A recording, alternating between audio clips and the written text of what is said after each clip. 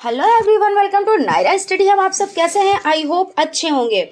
Friends, आज किस चीज़ को स्टार्ट करने वाले हैं? तो जो आपका डीएलएड फोर्थ सेमेस्टर का थर्ड पेपर यानी कि जो साइंस का पेपर हो जाता है, उसके पवन सीरीज के बहुविकल्पीय प्रश्नों की सीरीज को देखेंगे।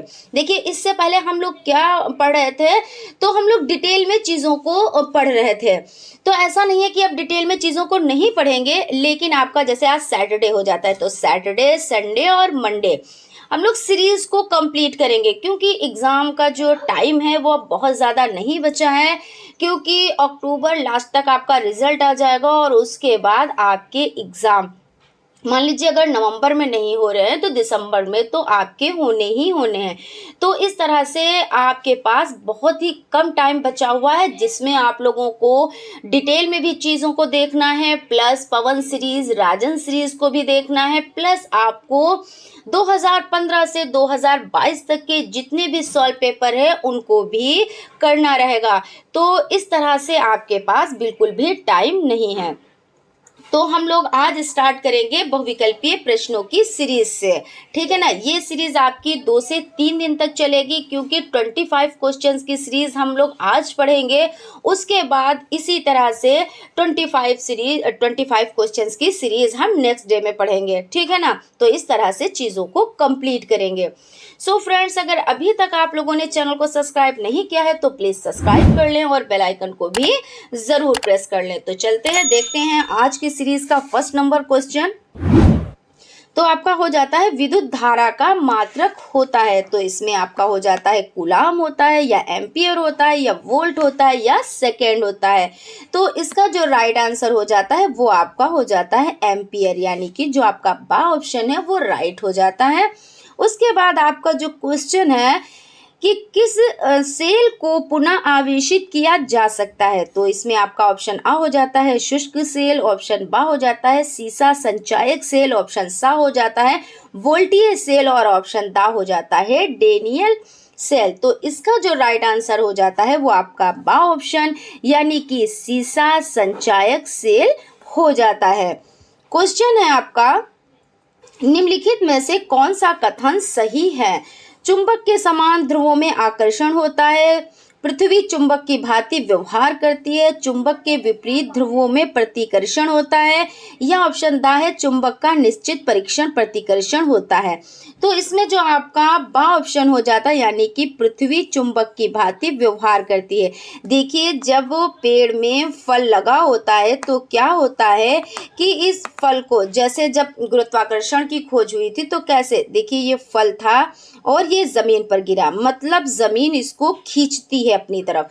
तो पृथ्वी चुंबक की भांति व्यवहार करती है, अगर ये अपनी तरफ ना खींचे तो ये नीचे नहीं गिरेगा। तो यही तो होता है ना गुरुत्वाकर्षण का सिद्धांत, तो इसी पर आधारित हो जाता है। तो इस तरह से पृथ्वी चुंबक की भांति व्यवहार करती है, आपका जो बा ऑप्शन है वो राइट हो जाता है। उसके बाद आपका जो क्वेश्चन हो जाता है सही खाद्य श्रृंखला पर निशान लगाएं। तो ऑप्शन आ हो जाता है घास हो जाती है, उसके बाद गाय, हिरन, भैंस, ऑप्शन बा में है घास, भेड़िया, हिरन, शेर, या ऑप्शन सा है देखिए घास, कीड़ा, चिड़िया, सांप, या ऑप्शन दा हो जाता है घास, सांप, कीड़ा और हिरन। देखिए, इसको समझ लेते हैं। सबसे पहले क्या होता है, जो उत्पादक होता है वो आपका, तो घास जो है, जैसे घास, पेड़ पौधे आपके हो जाते हैं, ये क्या है, ये उत्पादक हैं, ये सूर्य के प्रकाश में अपना भोजन बनाते हैं, ये स्वयं बना लेते हैं, ठीक है ना।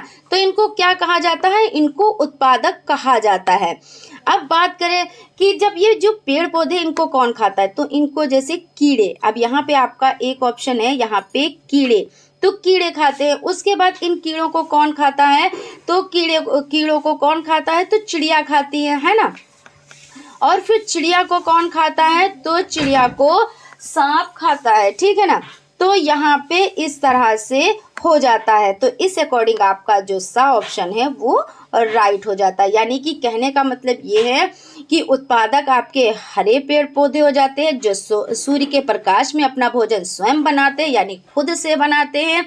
फिर जैसे कि आपका जैसे गाय हो जाती, बकरी हो जाती, खरगोश हो जाते हैं, तो ये क्या करते हैं, ये जो ये पेड़ पौधे होते हैं इनको खाते हैं। फिर जो आपके जो शाकाहारी हो जाते हैं तो वो इन जानवरों को खाते हैं या कीड़े मकोड़ों को इस तरह से खाते हैं। फिर इनको कौन खाते हैं, तो जो जैसे चीता हो जाता है, शेर हो जाता है, तो इस तरह से एक खाद्य श्रृंखला बनती है, जो कि हमने देखिए डिटेल में इन चीज़ों पर डिस्कस कर रखी है। तो आप लोग पिछली वीडियोस को देखिए, उसमें आप लोगों को चीज़ें बहुत अच्छे से समझ में आ जाएंगी, क्योंकि हर चीज़ को डिटेल में बताया गया है, ठीक है ना। तो इस अकॉर्डिंग आपका जो सा ऑप्शन है वो राइट हो जाता है। उसके बाद क्वेश्चन है, आवर्त सारणी में हीलियम का स्थान है तो ऊपर बाईं ओर है या नीचे बाईं ओर है या नीचे दाईं ओर है या ऊपर दाईं ओर है। तो इसका जो राइट आंसर हो जाता है तो ऊपर दाईं ओर हो जाता है, यानी कि आपका दा ऑप्शन राइट हो जाता है। उसके बाद क्वेश्चन है, कैलेमाइन का रासायनिक सूत्र है तो ZnS है या ZnO है या ZnCO3 है या Fe2O3 है। तो इसका जो राइट आंसर वो आपका सा हो जाता है, यानी कि ZnCO3 हो जाता है।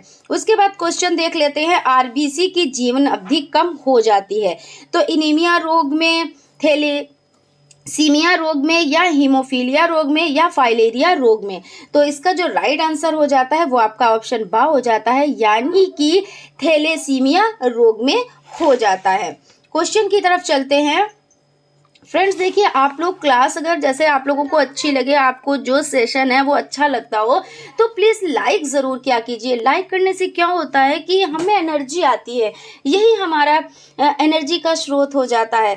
तो आप लोग लाइक करने में कंजूसी बिल्कुल भी ना किया कीजिए और लाइक कर दिया कीजिए। और अगर आप नए हैं चैनल पर तो चैनल को सब्सक्राइब भी ज़रूर कर दीजिएगा।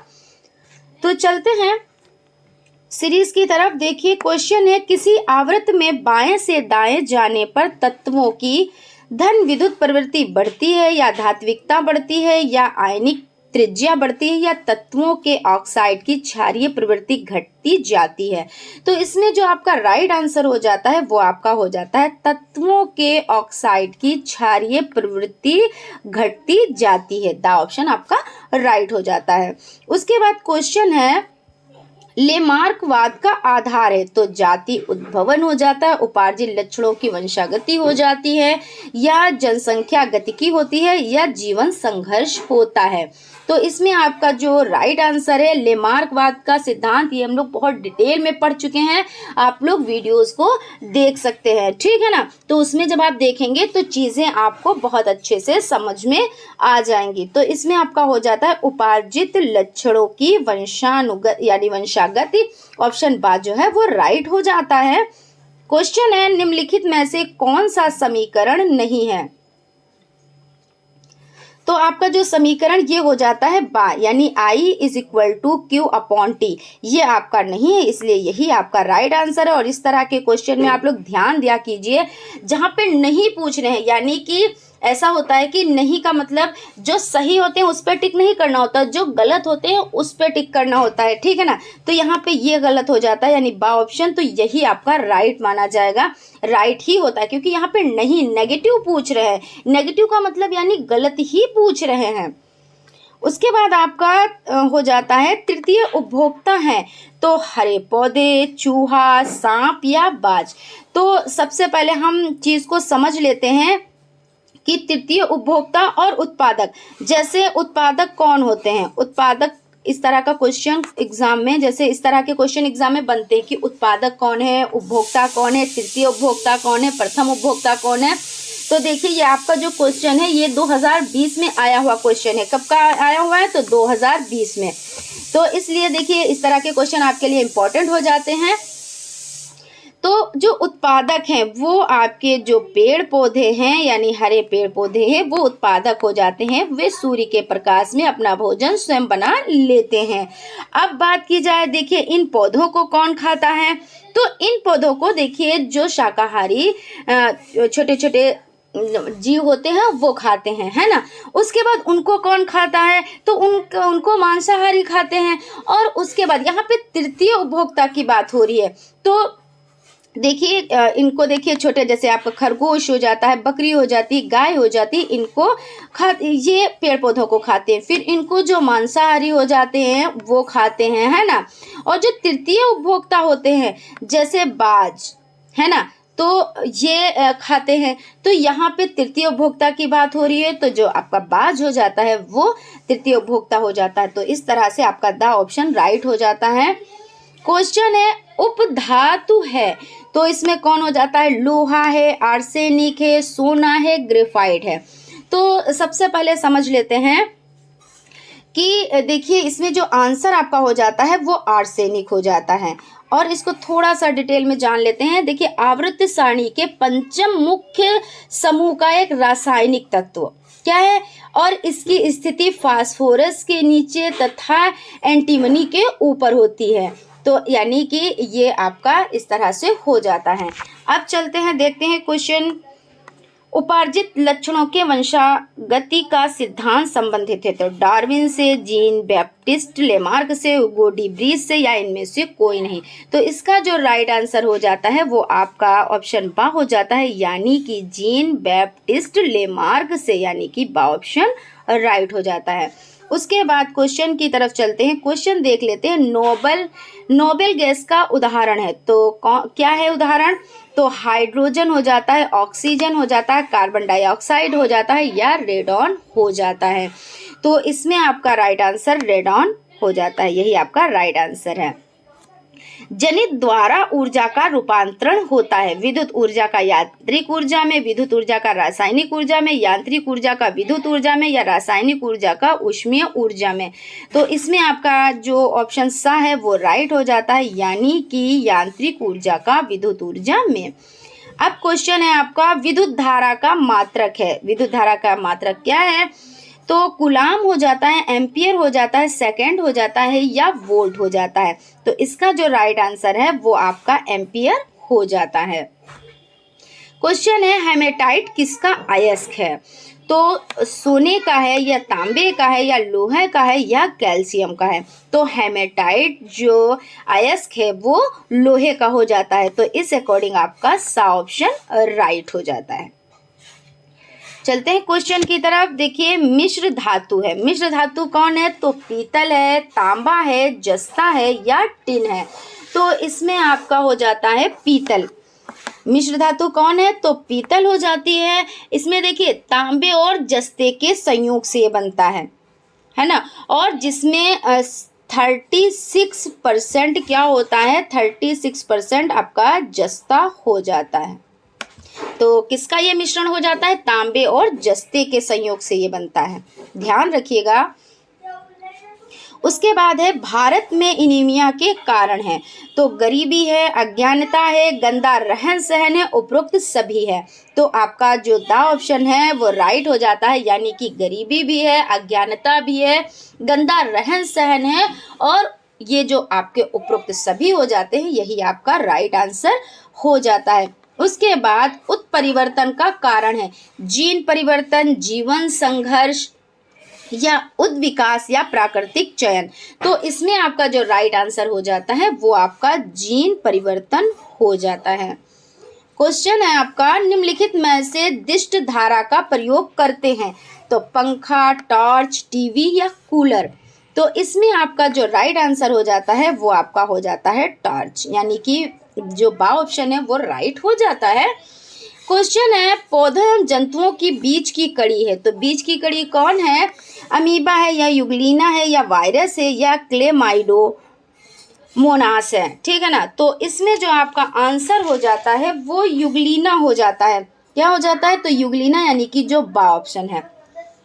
इसको समझ लेते हैं। देखिए युगलीना क्या है? युगलीना एकल कोशिका वाले फ्लैगेलेटेड सूक्ष्म जीवों की 1000 से अधिक प्रजातियों का जीन्स है जो पौधों व पशु दोनों को दिखाते हैं। कितने? देखिए 1000 से अधिक प्रजातियां, 1000 से अधिक प्रजातियों का जीन्स है। क्या है? प्रजातियों का जीन्स है। तो इस तरह से आप लोग अच्छे से समझ गए होंगे। उसके बाद चलते हैं क्वेश्चन की तरफ। चुंबकीय पदार्थ है, तो चुंबकीय पदार्थ क्या है देख लेते हैं। लोहा है, पीतल है, तांबा है या रबड़ है। तो आप लोग अच्छे से जानते हैं कि लोहा है ना। चुंबक में आप जब चिपकाते हैं तो चुंबक में देखिए लोहा तो चिपकता है ना, तो ये आपका चुंबकीय पदार्थ हो जाता है। उसके बाद क्वेश्चन आपका हो जाता है लाल रक्त कणिकाओं का निर्माण होता है। तो लाल रक्त कणिकाओं का निर्माण किसमें होता है? यकृत में होता है, मस्तिष्क में होता है, प्लाज्मा में होता है या अस्थि मज्जा में होता है। तो इसमें आपका जो राइट आंसर हो जाता है वो अस्थि मज्जा में हो जाता है। देखिए ये गुर्दे के समान मृद ऊतक है, ठीक है ना। क्या है? तो गुर्दे के समान मृद ऊतक हो जाते हैं ये। क्वेश्चन है आपका विद्युत बल्ब में तंतु किस धातु का बना होता है? तो टंगस्टन का बना होता है या सिल्वर का बना होता है या एल्यूमिनियम का बना होता है या चांदी का बना होता है। तो इसमें आपका जो आंसर हो जाता है वो आपका हो जाता है टंगस्टन। ये आपका जो आ ऑप्शन है वो राइट हो जाता है। अब इसमें थोड़ा सा समझ लेते हैं। जो टंगस्टन अथवा वोल्फ्राम समूह का आवर्त सारणी के 6 अंतर्वृत्तीय तत्व हो जाते हैं, ठीक है ना। तो इस तरह से ये आपके 25 क्वेश्चंस कंप्लीट हो जाते हैं। आज हम लोग 25 क्वेश्चंस की ही सीरीज को कंप्लीट करेंगे। उसके बाद नेक्स्ट क्लास में हम लोग 25 क्वेश्चंस की सीरीज कंप्लीट करेंगे। तो फ्रेंड्स आई होप आप लोगों को क्लास अच्छी लगी होगी। अगर क्लास अच्छी लगी है तो प्लीज़ एक लाइक ज़रूर करें, और अगर अभी तक आप लोगों ने चैनल को सब्सक्राइब नहीं किया है तो प्लीज़ चैनल को सब्सक्राइब कर लें और बेल आइकन को भी ज़रूर प्रेस कर दें, जिससे कोई भी नोटिफिकेशन हो वो आप तक पहुंच जाए। और फ्रेंड्स देखिए अगर आपको सेशन अच्छा लगता है तो प्लीज़ एक लाइक ज़रूर कर दिया कीजिए। मिलते हैं नेक्स्ट क्लास में, तब तक आप लोग अपना ख्याल रखें। Thank you.